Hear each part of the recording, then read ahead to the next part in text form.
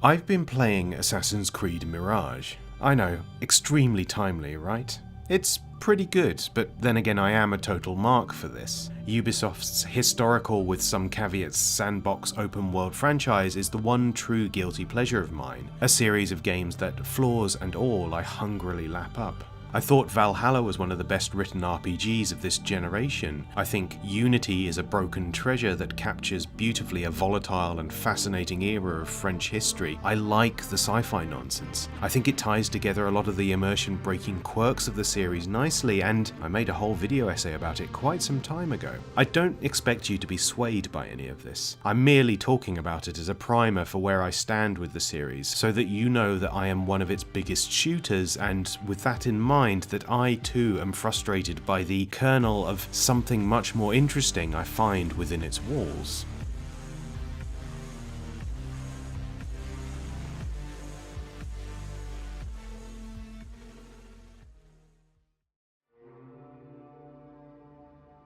I haven't played enough of Mirage to judge where it will stand within the pantheon of this now expansive franchise. I know it's considered a minor work, built as a stopgap in the lead up to this year's larger and much more ambitious Assassin's Creed Shadows. However, what I have played has brought a smile to my face. Basim is an immediately charming protagonist, evoking Ezio di Auditore in his youthful cheek and brash emotional state. The setting of 9th century Baghdad is a fascinating portrayal of a space and time seldom represented in popular media, and by all accounts, the game's presentation of Muslim culture and tradition is incredibly authentic. But the thing that has spurred me to produce this essay is not the setting, or the story, or even the meta framework of the series as a whole. What inspired me to write this was an option in the main menu when you first start the game. Assassin's Creed Mirage, in a first for the series, gives you a toggle for perma-death, full synchronization. Added in an update with the intention to be utilised by those already familiar with the game, this is a bizarre addition to throw at you before you've even laid hands on the character you'll be playing as, but as a difficulty status it provides a really interesting bit of friction. Should you die or commit any illegal actions, your save file will be deleted. You will have to start the game from the beginning. Obviously I didn't pick this option. I don't come to Assassin's Creed for the challenge any more than I go to From Software games for a kiss and a cuddle, but its inclusion has had me thinking about what kind of game I will be playing, an expectation set by this optional modifier offered to you before you've even gasped your first breath. Two questions come to mind because of this. How long is the runtime of the game, and how difficult is it going to be compared to previous entries? The first is easy enough to answer. A cursory web search suggests anything from 16 to 30 hours depending on how thorough you want to be. Looking at the results of Folk Online's attempts at full synchronization, it's around the 8-hour mark. The second question is a little more complicated to answer. Assassin's Creed is not the most challenging sequence of games on the market. They practice galaxy-brained ideas in their narratives, but the day-to-day mechanical side of things has been relatively safe and, dare I say, homogeneous. It's one of the big marks against it, especially in an era where we have excellent stealth games like the Dishonored and Hitman trilogies. What then does Assassin's Creed have to offer the seasoned gamer who wants a little more spice on their dinner?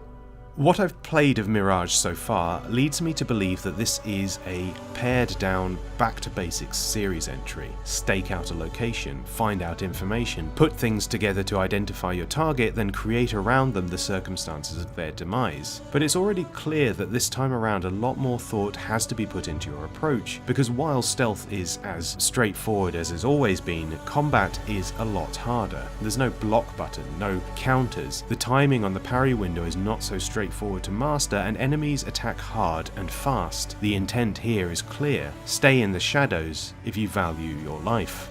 In many ways, Mirage is evocative of the original title, those first baby steps into a genre that has come to dominate the AAA landscape, where the experience was built around these tightly curated concentric circles of observation, infiltration, sabotage, assassination, and escape. Those loops never truly vanished as the series evolved, they just became more sophisticated in how they hid themselves. But here in Mirage, this element of returning to tradition is both extremely welcome news for a fanbase at risk of franchise fatigue, and also, sadly, the groundwork for what could have been a much more interesting game.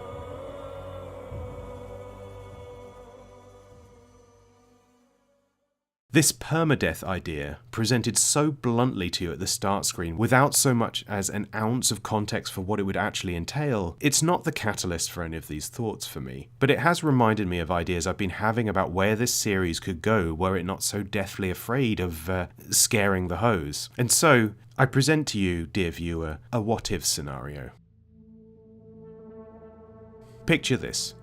You are a young initiate in the Order of the Hidden Ones. Plucked from the streets by the keen eye of a master assassin, you are trained in the art of combat, the skill of hiding in plain sight, the ability to take lives deserving of such a permanent fate with no witnesses, sometimes even without anyone noticing any wrongdoing.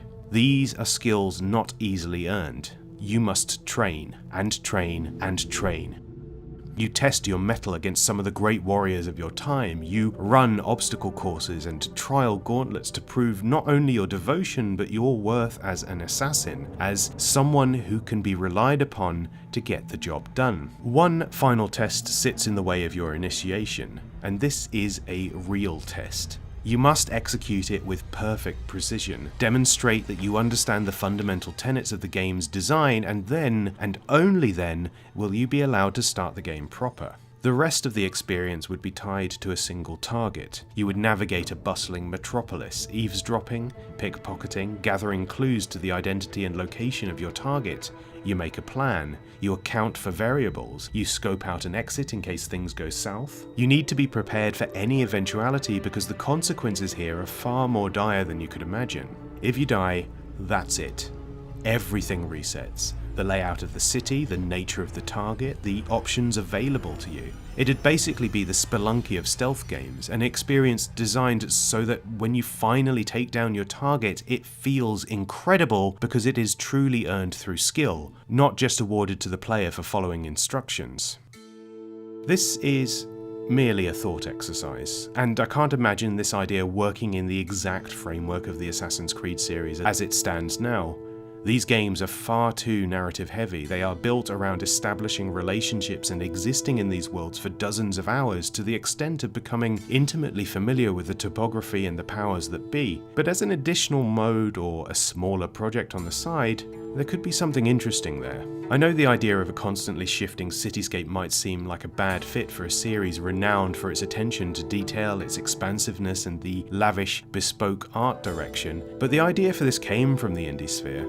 Saturnalia, a gorgeous Italian survival horror game that came out a few years ago, rearranged its town anytime the player died to prevent them from growing acclimated to the layout, ramping up the tension and allowing the game to remain scary even with some time under the player's belt. Even Spelunky, as mentioned, has an inspired set of algorithms that determine the layout of each level, built from interlaced chunks of world that ensure that there's always a route to the exit, but that you never really quite know what's waiting for you along that journey. This isn't even the only option we could explore for this. Perhaps a more subtle change of circumstances, alterations in the makeup of the target's movements, their security arrangements, the type of clues you could find on a more static map. The Hitman World of Assassination trilogy gets a lot of mileage out of its levels due to how they are designed. Core missions are supplemented by an array of alternate contracts, modifiers, and ways the game switches things up to make familiar spaces brand new once more. You could even go full roguelike in the actual traditional sense of that term.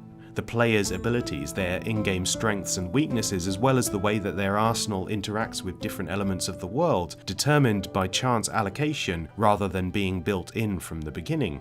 Maybe one player can climb faster and jump further, giving them an advantage at a distance. Another could tank hits from their foe a lot more before shuffling off this mortal coil. Perhaps there could be ways in which the player could pit different factions in the city against one another to create pockets of chaos, or even thin out the herd to get easier access to the target. Earlier Assassin's Creed games were already doing things like this. Poisons to turn guards against one another, smoke bombs and projectiles, and varied weapon loadouts that changed up the very nature of the player's methods of interacting with the world. I know that this is a lot of hot air coming from a starry-eyed dreamer who has no idea how to make games, but it seems like a lot of what I'm proposing here could be feasible within the existing framework. The trials and tribulations of being a fan of a big budget game series is that ultimately you'll never quite see the most interesting version of the thing being made. There's too much on the line to risk pushing any potential audience away. And it's a real shame in this case because Assassin's Creed has always pushed the boundaries of its own ideas. The sheer fact that Mirage is a game fully entrenched in this very specific cultural identity is testament to this. I love the Assassin's Creed series. I always have. I am enthralled to Ubisoft's dedication to identifying a very specific place and time in history to feed their narrative ideas, but they've always fallen a bit short when it comes to mechanical design, the actual act of play, and how best to facilitate interesting interactions within these historical recreations they've so lovingly rendered. And it stings, because they've already created a lot of the ideas. They're out there, in these worlds, just begging to be experimented with. They just need to synchronize a little bit more.